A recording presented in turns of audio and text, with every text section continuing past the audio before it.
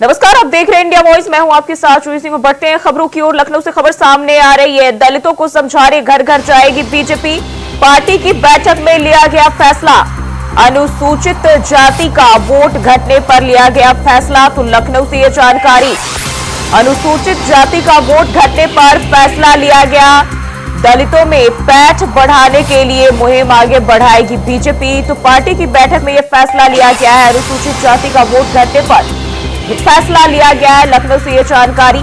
दलितों में पैठ बनाने के लिए मुहिम आगे बढ़ाएगी बीजेपी और पार्टी की बैठक में यह फैसला लिया गया है। तो बता दें, कल लखनऊ में जो है बीजेपी की बैठक होनी थी, जहां तमाम जो दलित मंत्री है वो इसमें शामिल हुए थे और उनको लेकर इस दौरान रणनीतियां भी बनाई गई है, जिसमें जो है अनुसूचित जाति का वोट घटने पर फैसले लिए गए हैं। कई अहम फैसले लिए गए और दलितों में पैठ बढ़ाने के लिए अब जो है पार्टी आगे मुहिम को बढ़ाएगी। तो यह जानकारी लखनऊ से सामने आ रही है। दलितों को समझाने बीजेपी घर घर जाएगी और पार्टी में फैसला लिया गया। ये बैठक में जो है पार्टी के कई मंत्री मौजूद रहे, जहां कई अहम फैसले लिए गए हैं दलितों को लेकर। और लखनऊ से जानकारी। पार्टी की बैठक में फैसला लिया गया है। दलितों को समझाने घर घर बीजेपी जाएगी और अनुसूचित जाति का वोट घटने पर यह फैसला लिया गया है। तो दलितों में पैठ बढ़ाने के लिए इस मुहिम को बीजेपी आगे बढ़ाएगी।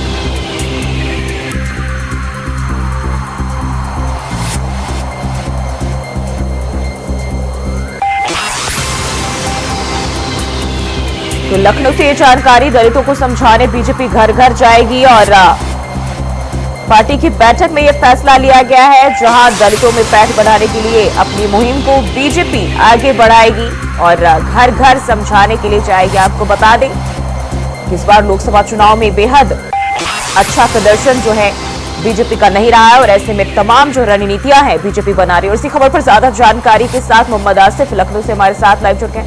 आसिफ, अब जो है कल बैठक हुई और उसमें दलितों को लेकर क्या कुछ फैसले लिए गए हैं, किस तरह की रणनीतियां बनाई गई है, क्या खबर मिल रही है? जी बिल्कुल, देखिए जिस तरह से लोकसभा चुनाव का रिजल्ट आया उससे कहीं न कहीं बीजेपी और बसपा की जो टेंशन है काफी बढ़ गई है और इस जो झटके को कंट्रोल करने के लिए आगे ऐसा झटका न रहे, क्योंकि उपचुनाव होने हैं 10 सीटों पर, इसके लिए बीजेपी पूरी तरह से एक्टिव मोड में नजर आ रही है। कल संगठन के महामंत्री बीएल संतोष की अध्यक्षता में बीजेपी की एक बैठक हुई, जिसमें अनुसूचित समाज के पदाधिकारी मौजूद रहे और जो दलित समाज के विधायक है वह भी मौजूद रहे, मंत्री भी मौजूद रहे। और इस बैठक में जिस तरह से आपसी कला के भी मामले सामने आए और साथ ही साथ जो वहाँ पदाधिकारी मौजूद थे उन्होंने बीएल संतोष को पूरी जो है एक रिपोर्ट भी सौंपी और जिसमें कहा गया कि चुनाव के समय में बीजेपी उम्मीदवारों का कार्यकर्ताओं से दूरी बनाना भी बड़ी हार की वजह बना। और दूसरी तरफ यह भी कहा गया कि जिस तरह से बीजेपी अति आत्मविश्वास में रही, इससे कहीं न कहीं जो वोटर है छिटका हुआ था। और जिस तरह से पीडीए फार्मूला चलाकर समाजवादी पार्टी ने दलित वोट बैंक को अपने पक्ष में किया और साथ ही साथ ओबीसी वोटर भी सपा के पाले में चला गया। इसको जो है कंट्रोल करने के लिए जिस तरह से रिपोर्ट आई उस पर बीएल संतोष ने पूरी तरह से कार्यकर्ताओं की बात सुनी और कार्यकर्ताओं को यह कहा कि आने वाले जो चुनाव है इसको लेकर सभी कार्यकर्ता तैयार हो जाएं और साथ ही साथ जो खामियां रही हैं लोकसभा चुनाव के दौरान उसको भी ठीक किया जाएगा। जी जूही जी, इस दौरान अगर हम बात करें तो दलितों को साधने के लिए किस तरह की जो खामियां हैं उन पर बातचीत की गई, उन पर चर्चा किए गए, साथ ही अब उपचुनाव को देखते हुए किस तरह की रणनीतियां बनाई गई? जी बिल्कुल जूही, अगर बात करें दलित वोटरों की तो दलित वोटर कहीं न कहीं बड़ी संख्या में समाजवादी पार्टी की तरफ रुख कर लिया था और यही वजह रही कि बीजेपी को झटका लगा। और साथ ही साथ कुछ ऐसे नेता थे जिनके बड़बोले बयान आ रहे थे, इसको लेकर भी मंथन किया गया कल की बैठक में। और दलित वोटरों को अब अपने पाले में करने के लिए दलित घर घर जाकर दलितों से संपर्क करेगी और साथ ही साथ जो नाराज जाति के लोग हैं उनसे भी संपर्क करेगी, क्योंकि अब कोई चूक बीजेपी उपचुनाव में नहीं चाहती है। और इसके अलावा अब बीजेपी ने उपचुनाव को लेकर मास्टर प्लान भी तैयार कर लिया है। अगर बात करें कानपुर की शीशामऊ सीट पर, तो 9 बार के विधायक रहे सुरेश खन्ना को यहाँ का प्रभारी बनाया है। और यहाँ पर अब समाजवादी पार्टी ने नसीम सोलंकी के नाम की घोषणा ऐलान भी कर दिया है, वह समाजवादी पार्टी से चुनाव लड़ेंगे। तो यह तो वानगी भर है।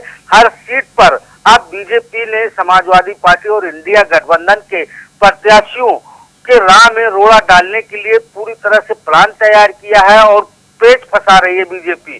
तो कहा जा सकता है कि यह चुनाव काफी अहम है, क्योंकि इस चुनाव से 27 की तस्वीर भी साफ होगी। अगर इस चुनाव में जो पार्टी धड़ाम हुई उसका मैसेज बहुत दौरान जो है सबसे ज्यादा बड़ा मुद्दा अगर उभर के आया इस बैठक के दौरान, तो आउटसोर्सिंग की नौकरी में जो है आरक्षण ना होना भी सामने आया, और इसके लिए सभी मंत्रियों ने एक सुर में महामंत्री से इसके लिए बात की। जी बिल्कुल, जो है जिस तरह से जो है आउटसोर्सिंग में आरक्षण का मुद्दे का मामला रहा, और साथ ही साथ जिस तरह से पेपर लीक के मामले को लेकर भी मंथन हुआ, क्योंकि इससे अभ्यर्थी और उनके परिजन पूरी तरह से नाराज रहे। और साथ ही साथ कई ऐसे मामले प्रदेश में है जिसको लेकर बीजेपी को बड़ा झटका लगा है, और तमाम ऐसे बिंदु हैं जिन पर कल जिस तरह से BL संतोष की मौजूदगी में चर्चा हुई, और साथ ही साथ जो मौजूद अनुसूचित जाति के जो पदाधिकारी थे, दलित विधायक थे और मंत्री थे, उन्होंने खुलकर अपनी बातें रखी, कई खामियां भी गिनाई, और इन खामियों को सुधार के लिए यह आश्वासन दिया गया कि आने वाले दिनों में ऐसे खामियों को दूर किया जाएगा, जिससे बीजेपी मजबूती की राह पर चले और जो उपचुनाव है उस पे सभी सीटों पर परचम लहराए। लेकिन जिस तरह से लगातार बीजेपी में मंथन चल रहा है, उपचुनाव को लेकर मंथन चल रहा है, और लोकसभा चुनाव के परिणाम के बाद ही मंथन का दौर शुरू हो गया, तो ऐसे में कहीं न कहीं जी आसिफ, बहुत बहुत शुक्रिया, नजर बनाए रखिए, आगे भी आपसे अपडेट लेते रहेंगे। तो कल जो है बीजेपी की बैठक हुई और इसमें दलितों को लेकर किस तरह से वोट बैंक साधने हैं वो उसको लेकर रणनीतियां बनाई गई और कई अहम फैसले भी लिए गए। बढ़ते आगे, रुदौली से भेजर जाने वाले मार्ग पर शहरयार के पेट्रोल पंप के पास सड़क के बीचों बीच बड़े बड़े गड्ढे हो गए थे जिसमें पानी भरा हुआ था। गड्ढों में वाहनों के आने जाने पर हादसे का खतरा बना रहता था। इस खबर को इंडिया वॉइस ने प्रमुखता से चलाया, जिसके बाद पीडब्ल्यूडी विभाग हरकत में आ गया है और गड्ढों को भरने का काम शुरू कर दिया और सड़क किनारे भरे बारिश के पानी को जेसीबी से नाला खुदवाकर पानी निकालने का काम भी शुरू हो गया है।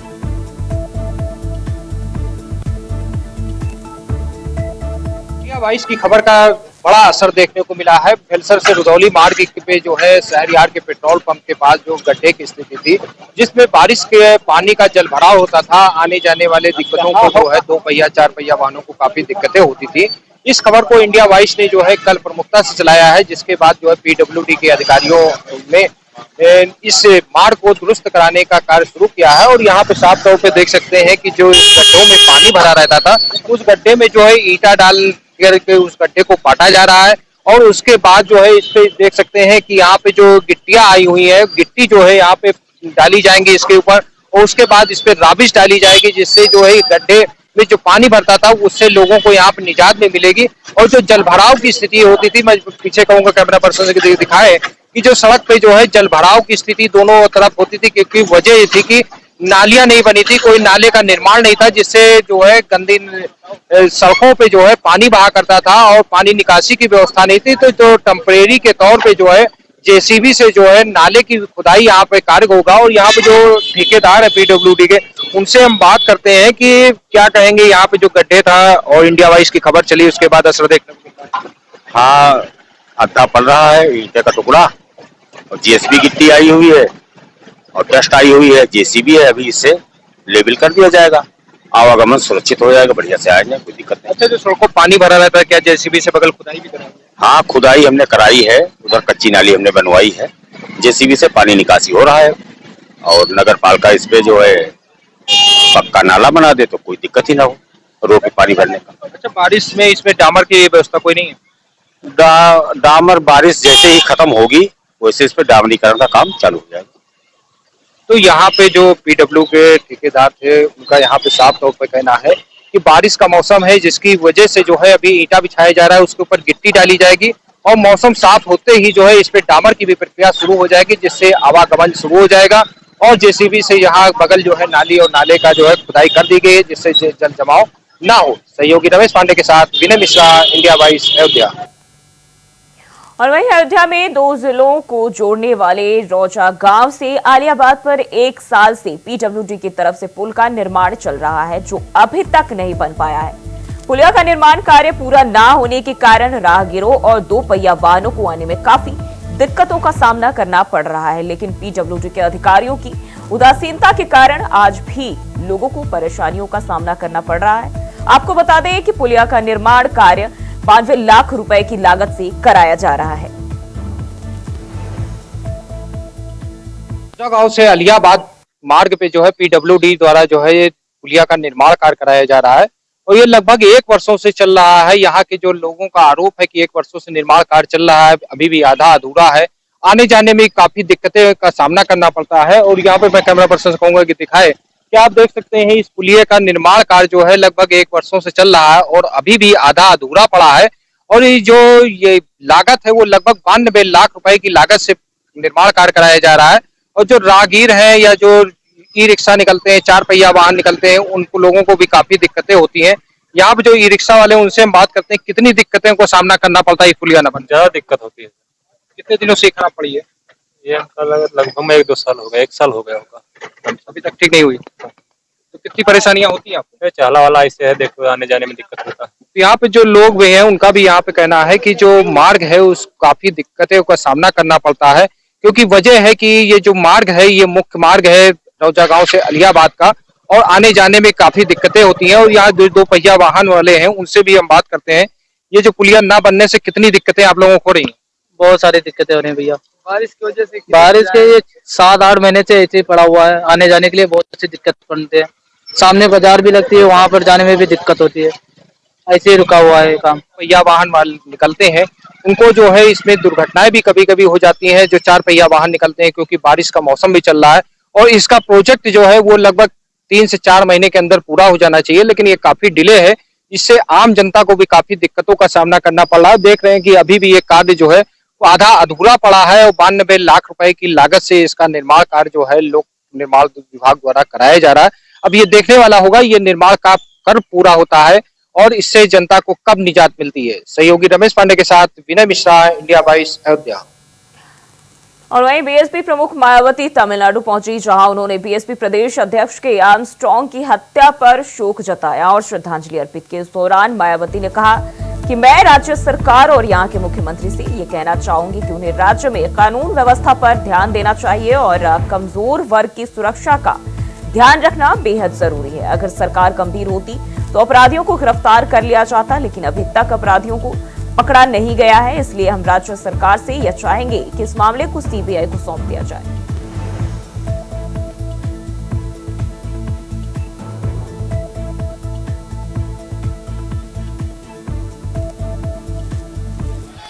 घटना को हमारी पार्टी ने काफी गंभीरता से लिया है और हमारी पार्टी कोई चुप नहीं बैठेगी। यहाँ हमारा यूनिट भी कोई चुप नहीं बैठेगा। इससे गवर्नमेंट पे पूरा दबाव बनाएगा कि आप यदि न्याय नहीं दे सकते तो सीबीआई को ये मामला रेफर करे। और इनके देहांत इनकी जिस तरीके से हत्या की गई है, मृत्यु हुई है, हमारी पार्टी काफी दुखी है। हम इनको अपने श्रद्धा सुमन अर्पित करते हैं और इस मौके पर उनके जो परिवार हो गए चाहने वाले जो लोग हैं उनसे मेरी वो भी बहुत दुखी हैं, लेकिन कुदरत से मैं यही कामना करती हूँ कि कुदरत इस दुख को सहन करने की उनको शक्ति दे, मतलब और हिम्मत और हौसले के साथ आप लोगों को जो भी दोषी लोग हैं, अपराधी लोग हैं, तो उनको सजा दिलवाने में आप लोगों को आगे आना चाहिए, लेकिन कानून व्यवस्था को अपने हाथ में नहीं लेना है। कानून व्यवस्था का पालन करते हुए आपको ये बताना है कि जो व्हीकल सेक्शन के लोग हैं वो कानून को कभी अपने हाथ में नहीं लेते। इसलिए मेरा यहाँ की जो स्टेट गवर्नमेंट है तो उनसे ये कहना है, यहाँ के मुख्यमंत्री से खास तौर से, कि उनको लॉ एंड ऑर्डर पर ध्यान देना चाहिए और जो वीकर सेक्शन के लोग हैं, दलित वर्ग के लोग हैं, उनके सुरक्षा का ध्यान रखना बहुत जरूरी है।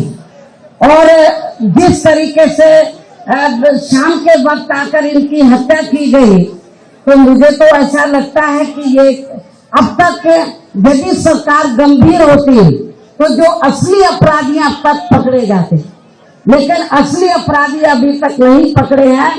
इसलिए हम स्टेट गवर्नमेंट से ये चाहेंगे कि आप हमारे जो स्टेट के प्रेसिडेंट रहे हैं वो नहीं हमारे बीच में रहे, तो आप न्याय नहीं देना चाहते हैं तो हम चाहेंगे कि ये मामला सीबीआई को रेफर किया जाए। और गाजीपुर में पुलिस ने मुख्तार अंसारी के चचेरे भाई मंसूर अंसारी के घर से हत्या के अभियुक्त शाहिद उर्फ कुर्बान को गिरफ्तार किया है। शाहिद को शरण देने वाला मंसूर अंसारी फरार बताया जा रहा है। शाहिद पर 25,000 का इनाम भी घोषित था। शाहिद मुख्तार अंसारी से जुड़े बाराबंकी एम्बुलेंस मामले में भी वांछित चल रहा था। शाहिद और मंसूर दोनों ही मुख्तार अंसारी IS 191 गैंग के सदस्य बताए जा रहे हैं। शाहिद को मोहम्मदाबाद कस्बा से गिरफ्तार किया गया है। थाना मोहम्मदाबाद में एक मुकदमा लिखा हुआ है 23/23, जिसके 3 अभियुक्तों के विरुद्ध माननीय न्यायालय द्वारा NBW जारी किए थे, क्योंकि उनसे ये अपेक्षा की गई थी वो कोर्ट में हाजिर हों और उनके विरुद्ध हत्या जैसे संगीन मामले में चार्ज फ्रेम होने थे। ये मामला क्योंकि IS 191 का जो सरना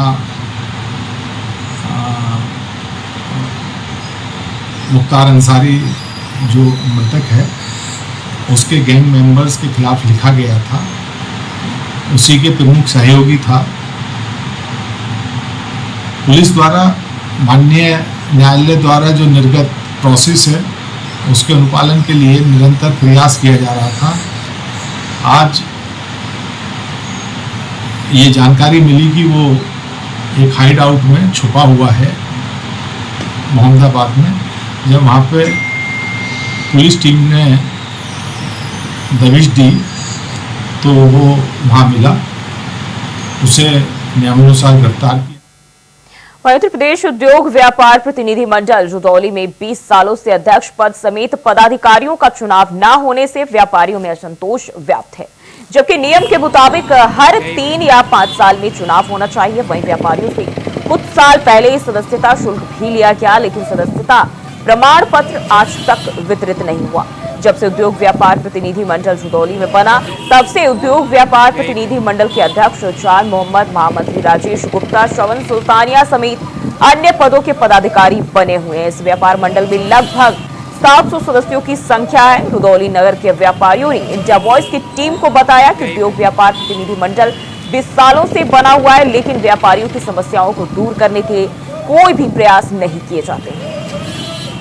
तो रुदौली नगर में उत्तर प्रदेश व्यापार मंडल प्रतिनिधि द्वारा जो है 20 वर्षों से चुनाव नहीं कराया गया है, इसको लेकर के व्यापारियों में भी काफी आक्रोश है। उन लोगों का कहना है कि व्यापार के साथ में कई उत्पीड़न जैसे केस भी हो, लेकिन उस पर जो है मौजूदा जो है व्यापार मंडल है ध्यान नहीं देता, चाहे अध्यक्ष हो चाहे महामंत्री हो। उसको लेकर के काफी नाराजगी भी व्यक्त की है। और इस समय हमारे साथ व्यापारी मौजूद है, उनसे हम बात करते हैं क्या नाम पड़ता है, क्या दिक्कतें हैं व्यापार मंडलों को लेकर के अभी तक की चुनाव नहीं हुआ। व्यापारी वर्ग का यही एक सुझाव है कि 20 साल से आज तक मैंने फिलहाल इलेक्शन नहीं होते हुए देखा है।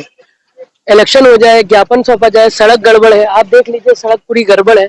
और व्यापार मंडल को चाहिए कि सबका साथ मिलकर के ज्ञापन सौंपा जाए, सरकार से वार्तालाप करी जाए। बहुत सी समस्याएं हैं, पार्किंग की समस्याएं हैं, इलेक्शन हो नहीं रहा है, सब अपना उल्लू सीधा करके काम करते रहते हैं उसी में। तो चुनाव न होने का क्या कारण रहा है? आपने अध्यक्ष या महामंत्री से नहीं पूछा? ने पूछा क्या है, पूरी रुदौली जानती है कि अपने पद का दुरुपयोग ही करते ही हैं। 20 साल से इलेक्शन नहीं हुआ, इलेक्शन के नाम पे खाली अपने आला अधिकारियों का तरकाही दिया जाता है। बस इलेक्शन मुझे तो नहीं लग रहा है कि उम्मीद है कि होगा।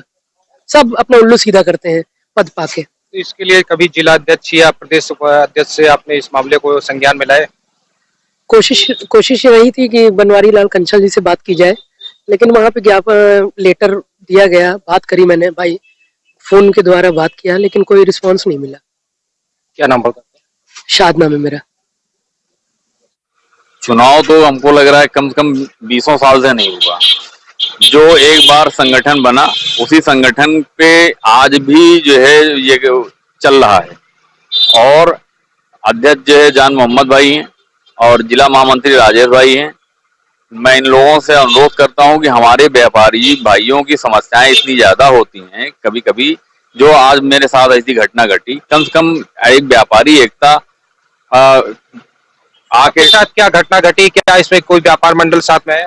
नहीं, अभी तक व्यापार मंडल कोई हमारे साथ जो घटना घटी हमारे साथ, उसका व्यापार मंडल अभी तक कोई घटना क्या घटी है? हमारे साथ जो है लखनऊ में जो है हमारे कार का शीशा तोड़ के नगद 82 हजार रुपया नगद और हमारा सामान जो है निकाल के लेके चले गए चोरों ने। इस पे रुदौली व्यापार मंडल अध्यक्ष या महामंत्री कोई है? अभी तक किसी ने कोई एक्शन नहीं लिया है। होना चाहिए, बिल्कुल होना चाहिए। आज हमारे साथ हो रहा है, कल किसी और के साथ होगा। हम व्यापारी वर्ग के लोग जो है हर मंगल को बंदी होती है, लोग खरीदारी करने जाते हैं। अगर इसी तरह से घटना होती रही तो आगे जो है व्यापार आदमी कर पाएगा। जिस तरह से एक छोटी मोटी हमारी दुकान है और हमारे साथ ऐसी घटना घटी है तो हम आगे व्यापार कैसे कर पाएंगे? हमारी जमा पूंजी सब चली जा रही है। क्या नाम? सरफराज अहमद। उत्तर प्रदेश व्यापार मंडल द्वारा जो है 20 वर्षों से चुनाव नहीं कराया गया, तो उसको लेकर के इंडिया वाइज की टीम जो है व्यापार मंडल के अध्यक्ष जान मोहम्मद के पास है। उनसे पूछते हैं क्या वजह रही कि जो 20 सालों से जो है अभी तक की चुनाव नहीं? चुनाव तो होते हैं, मनोनयन होता है। हमारे माननीय प्रांतीय अध्यक्ष बनवारी लाल कंसल जी उसका हर चौथे पांचवें साल उसको मनोनीत कर देते हैं। यहाँ से कोई हम लोग अपने व्यापारी समाज से, अपने सदस्यों से इसकी जानकारी करते हैं कि भाई आप लोग अगर चुनाव चाहते हैं कि नहीं चाहते हैं, क्योंकि चुनाव में व्यापारियों में जो प्यार है, जो एक उसमें गुटबाजी भी पनपती है। तो व्यापारी खुद नहीं चुनाव चाहता है, कहता है सब ठीक ठाक चल रहा है, तो इसकी क्या जरूरत है? जिस दिन व्यापारी है समाज हमारा चाहेगा, चुनाव चाहेगा, उस दिन चुनाव हो जाएगा। बहुत से व्यापारियों का आरोप है कि चुनाव जो है संगठन द्वारा नहीं कराया जा रहा है। हमारे संज्ञान में इसी बात कोई व्यापारी लाया नहीं है। अगर ऐसा हमारे व्यापारी समाज को, और खास करके हमारे संगठन के सदस्य हैं, जो नॉन सदस्य व्यापारी हैं, उनको चुनाव की मांग करने का कोई हक नहीं। जो हमारे सदस्य हैं अगर वो चुनाव चाहते हैं तो संपर्क करें, जरूर उनकी मांग पूरी की जाएगी। तो ऐसा कोई संज्ञान में नहीं है? हमारे संज्ञान में नहीं है। अगर कोई हो कि जो ये आपके पास ये बात लावे कि हम अध्यक्ष जी से चुनाव के लिए मुलाकात किया या बात रखी है, उधर से कोई तवज्जो नहीं दी गई, तब हम। अच्छा, जो सदस्यता प्रमाण पत्र बना है और उसका अभी तक की वितरण? इसके पहले जब सदस्यता अभियान पूरा हुआ था तो वो प्रमाण पत्र बटा, सब दुकानों पर लगे हुए हैं, आप देख सकते हैं। अभी जो करीब 6-7 महीना 8 महीना पीछे हमने सदस्यता अभियान चलाया, वो 300 के आसपास सदस्य हमने बनाए। किन्हीं कारणों से अभियान रुक गया था, तो इसलिए इस अभियान का सदस्यता प्रमाण पत्र अभी नहीं वितरण हुआ है। वो उसके पीछे कारण ये है कि सोचा गया कि जब सदस्यता अभियान पूर्ण कर लिया जाए तब प्रमाण पत्र बना करके बांट दिया जाएगा। तो ये हमारे साथ जो है व्यापार मंडल के अध्यक्ष जान मोहम्मद थे। उनका साफ तौर पे कहना है कि चुनाव जो है 20 वर्षों से जो कराने की बात है तो मनोनीत कर दिया जाता था, तो स्वयं निर्विरोध रहते थे। इसकी जानकारी जो है उत्तर प्रदेश के जो आला अधिकारी हैं उनको भी इन्होंने अपने दी है। अब अगर चुनाव होगा तो वहां से कोई दिशा निर्देश मिलेगा तो उसके बाद ही यहाँ चुनाव कराया जाए संपन्न। सहयोगी रमेश पांडे के साथ विनय मिश्रा, इंडिया वॉइस। और फिलहाल के लिए इस बुलेटिन में बस इतना ही। खबरों के लिए बने रहे इंडिया वॉइस के साथ।